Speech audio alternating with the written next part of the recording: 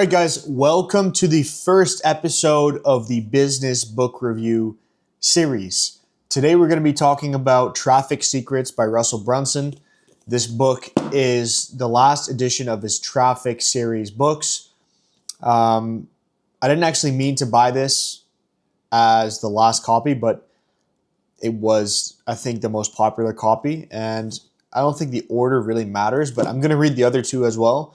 So first you had .com Secrets, then you had Expert Secrets, and this is Traffic Secrets. So I've read the last book first. Kind of dumb, but at the end of the book, he does state that it doesn't really matter which way that you read the book. So in the book, Russell Brunson, and by the way, if you don't know who Russell Brunson is, he's basically one of the greatest internet marketers of all time. And he's one of the pioneers in the internet marketing space. He was there when the internet first came out, and he was one of the first people to be making money by selling stuff on the internet. So a pioneer in that space, and he's created his own software around it. It's called ClickFunnels. So what this book talks about is not the hottest new trends, what the best advertising strategy is, or how we can trick the algorithm to making us stand more and drive more traffic to our funnels. No. His goal is to teach you the methods that work forever. Because in the book he says, listen, there's trends that change all the time. In this book, I'm just going to teach you strategies that work no matter what the conditions are out there in the market. What this book will teach you is how to drive traffic into your funnels from 4 different platforms: Google, YouTube, Instagram, and Facebook. And he has a chapter on each of those platforms and how to use that to drive more traffic to your funnels. What he talks about in this book is different types of traffic and how to convert them. So he starts out with talking about earned traffic. And earned traffic is what you get through posting lots on social media. And each platform, as you mentioned, has different strategies. He recommends that you start with one, get really good at that one until you've reached $1 million revenue for your company. Then you can go and start doing it into other platforms, because each platform takes some time to get good at actually being able to drive traffic and build an audience on it, right? So he recommends that you start with one platform and then move on to others. Personally, I'm on a bunch of different platforms. I'm on YouTube, Instagram, TikTok. Not so much on Twitter and LinkedIn anymore, but used to be on all the platforms. But I've now censored it down to more just YouTube, Instagram, and TikTok. And I post all my content across there.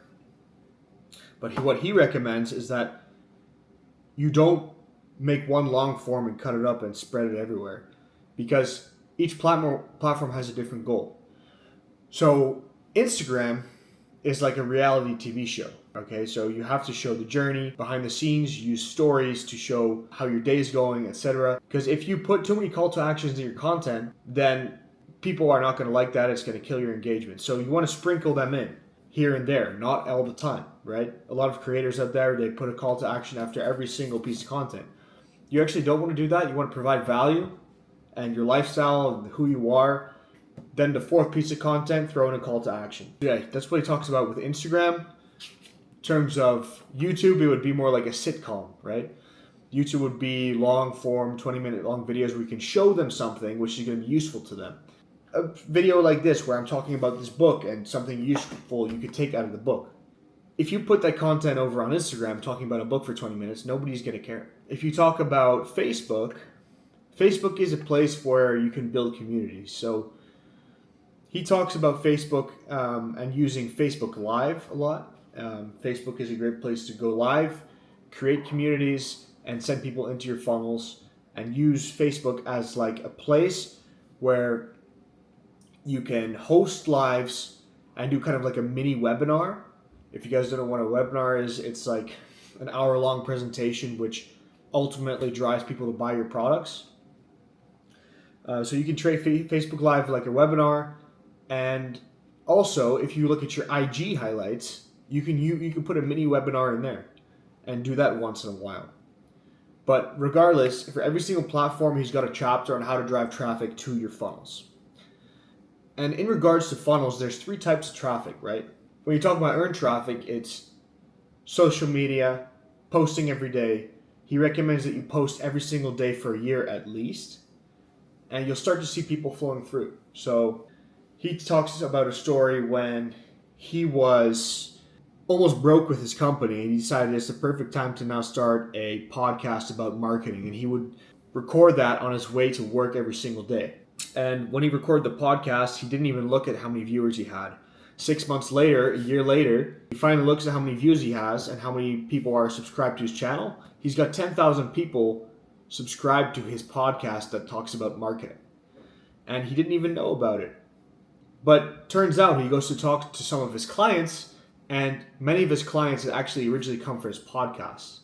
So that just shows you on what posting every day and not caring about the numbers is, right? Because going viral is one thing, but turning that virality into actual revenue is another thing. So if you post content where it's like, let's go make some stupid prank and let's go to a store and go prank some old people like you see on Instagram Reels sometimes, that's going to get a lot of views and likes and clicks, but that's never going to turn into money. So just because your videos aren't getting that many views is because your audience, the people you're targeting, there aren't that many of them, right? So people who are actually interested in me talking about this book, you're probably thinking, oh, who's this fucking nerd talking about marketing tips and secrets on his Instagram? It's not meant for you. It's meant for my target audience, which is people, business owners who have money to invest, who want to potentially work with me. And this content is what builds the trust, right? So just because you aren't pulling in views doesn't mean that you're not getting it right in front of people, getting in front of the right people. Getting in front of the right people is much more important than getting a lot of views and becoming viral, because content that goes viral isn't necessarily content that's going to make you money. So another topic he likes to talk about is his Dream 100. So what he recommends you do is you follow your 100 dream customers on across your social media and unfollow everybody else. And the only time you consume content is looking at that 100 people 15 minutes a day, scrolling through, engaging with their content, sending them DMs, messaging them, leaving comments, liking their stuff.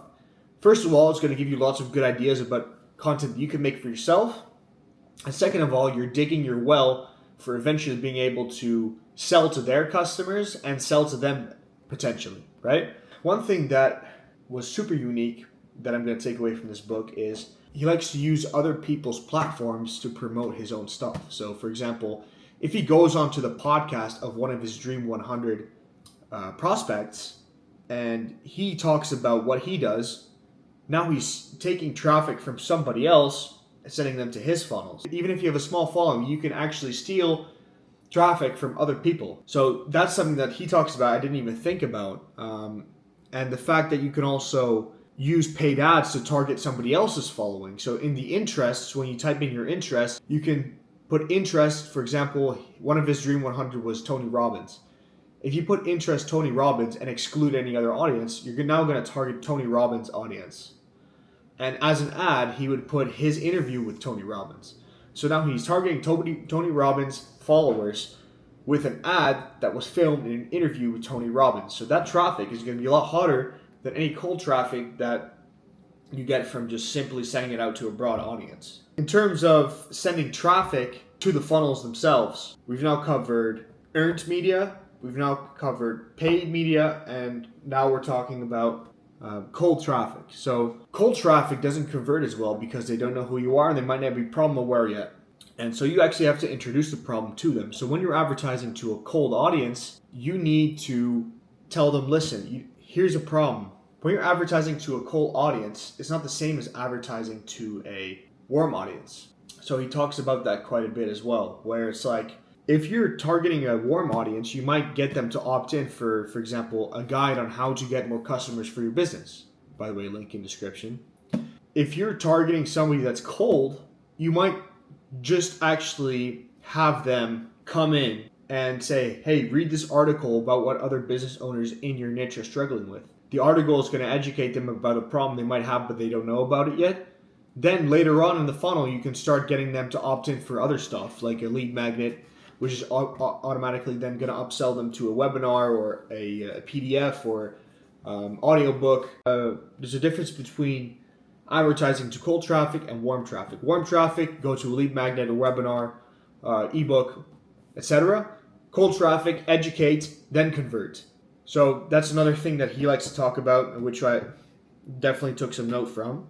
Overall, the book is going to teach you how to drive traffic very well. So he tells you how much to post, what to post on what platform, how to actually convert warm traffic, cold traffic, how he grew ClickFunnels, which was using his ads, driving traffic to a warm funnel, having them buy an ebook for $37, which paid for the ad spend, and then upselling them to the webinar for ClickFunnels, which would then make them profitable. He never even paid for ads because he's profitable from the ads. Two key things as well. Prospecting campaign, use as many creatives as possible and continuously add more creatives in to see what's working, what hooks are working, what concepts are working, and then make as many of those ads in different variations as possible to get your cost per lead or cost per sale down as low as possible. But then he talks about a retargeting campaign. And let's say you set up a retargeting campaign where it's like, let's exclude website visitors that opted in and let's include website visitors. So now you're targeting people who have visited your website, but they have not taken any action. These people, they just need a little push to go over the edge. That's what your retargeting campaign is for, to push those people back into your funnels and finally opt in because they are interested and they've looked at your website, but they haven't taken any action. So there's a lot of low-hanging fruit there. It's like stealing candy from a baby. Premise of the book: use earned traffic to earn your way into your Dream 100. Use paid traffic and mix it in so that you can get instant results. Earned traffic compounds over time. Paid traffic, instant gratification. Use paid traffic to buy your way into your Dream 100's customers and sell to them.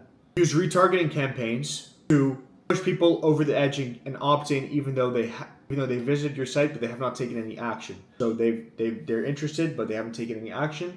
Let's push them over the edge. Then he talks about brand. So brand marketing is where you need to bring more awareness to who you are as a person, what your company is as a brand, what you're all about, your core values, mission, etc. And brand is something that is a long-term investment, and when you're beginning as an entrepreneur, it's not going to give you instant results. So that's why he was a direct-to-consumer guy, was because he didn't have the money to go and build brands, right? He wanted to make money while he was advertising. And he talks about his first funnel, which was a potato gun funnel, where he taught people on how to use potato guns and how to make potato guns, right? And he didn't have any money to build up a brand about potato guns, so he just made a funnel.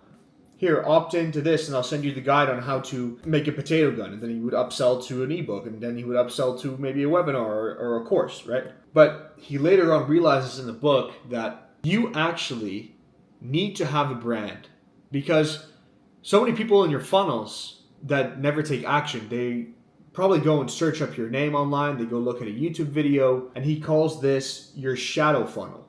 So the shadow funnel is people that have looked at you and are interested in you, they've searched up your name, but they don't buy stuff because other people are profiting off your name. They're gonna make funnels saying Russell Brunson's trick. Here's a summary of all of his courses. Here, just buy his stuff from me. I've got all of his stuff, right? So the shadow funnel is what you need brand for. You need to optimize all your websites and landing pages to support your brand. So this is where websites come in. You've got guys that use funnels, you've got guys that use websites. And you actually need both eventually, because when people search up your name, you want to be the first one up there with your website.